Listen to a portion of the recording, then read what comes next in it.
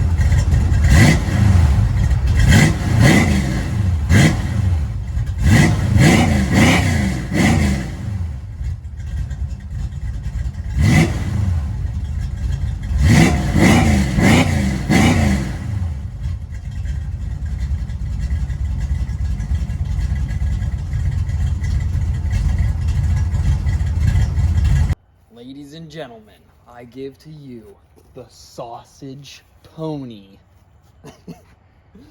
The sausage pony is a 1966 Ford Mustang.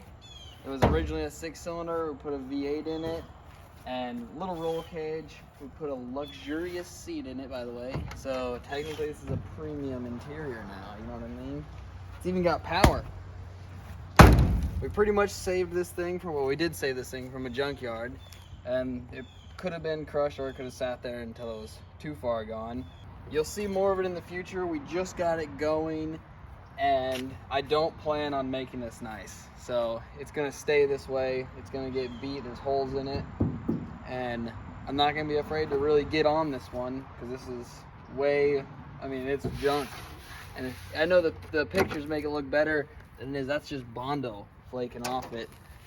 We're naming this the sausage pony because a long time ago my dad bought a 1990 GMC Suburban, and it was lifted with I think 33s on it or under it, and in the back window, the windows were all blacked out. In the back window it said Meat Donkey, and that was known as the Meat Donkey. And then he sold it and got a new truck and called it the Pork Mule.